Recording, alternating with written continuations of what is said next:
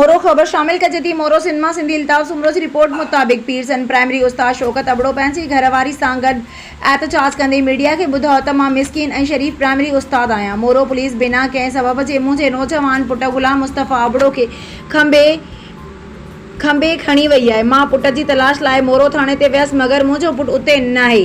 ख़बर नाहे मुंहिंजो पुट कहिड़े हाल में आहे ऐं किथे आहे। हाणे एसए शो मोरो अली अकबर खोखर चवे थो त तुंहिंजो पुट ॾोहारी आहे ऐं असां वटि आहे। उन जो तशद्दुद करे ज़ोरीअ भरियल वीडियो ॾेखारे चवे थो त हीउ ॾिसो अव्हां जो छोकिरो एतराफ़ करे थो। प्राइमरी उस्ताद शौकत अबड़ो वधीक चयो त जेकॾहिं मुंहिंजे पुट जो को फरियादी आहे या उन जो को ॾोह कयो आहे त उन खे कोर्ट में पेश कयो वञे। बाक़ी ही किथां जो इंसाफ़ आहे त बिना कंहिं केस जे कंहिं शरीफ़ माण्हू खे खणी उन ते मुसलसल तशद्दुद करे न कयल ॾोह जो एतराफ़ कराए वीडियो बयान भरे उन जे ग़रीब वारसनि खे ज़हनी दबाव विझी उन खां पैसा रिश्वत वरिता वञनि। हिन chief justice high court Sindh session जज Naushahro Feroze, IG Sindh police DIG Shaheed Benazirabad division ऐं एसएसपी नौशरो अफरोज़ खे अपील कई त मोरो पुलिस वटि बेगुनाह बांदी बणायल मुंहिंजे नौजवान पुट गुलाम मुस्तफ़ा अबड़ो खे बाज़ियाब कराइण में मुंहिंजी इख़लाक़ी मदद कनि। मूंखे ख़तरो आहे त किथे मुंहिंजे पुट खे हाफ़ या फुल फ्राई न कयो वञे। न असांखे ॾेखारे थो न करे थो, अलाए काॾे गुम करे छॾियो अथई।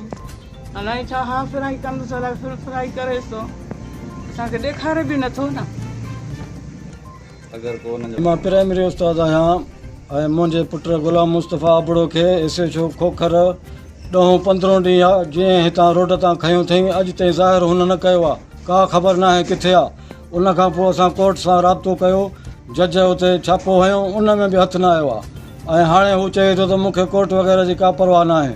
मां सभिनी वस वारनि खे अपील थो कयां, चीफ जस्टिस हाई कोर्ट नी वस वारनि खे अपील आहे त मुंहिंजे ॿार खे ज़ाहिर कयो वञे। जेको 10-15 ॾींहंनि खे अपील आहे त मुंहिंजे छोकिरे खे जल्दी ज़ाहिर कयो वञे। का ख़बर न आहे त हू कहिड़े हाल में आहे ऐं असांखे ख़ौफ़ आहे त हुनजी जान खे ख़तरो आहे ऐं हुन ते रोज़ाना तशद्दुद कयो थो वञे या त हुनखे कोर्ट में पेश कनि जेको ॾोह आहे उनजी ख़बर पए। हीउ गुम करे छॾियो आहे, खंबे गुम करे छॾियो आहे।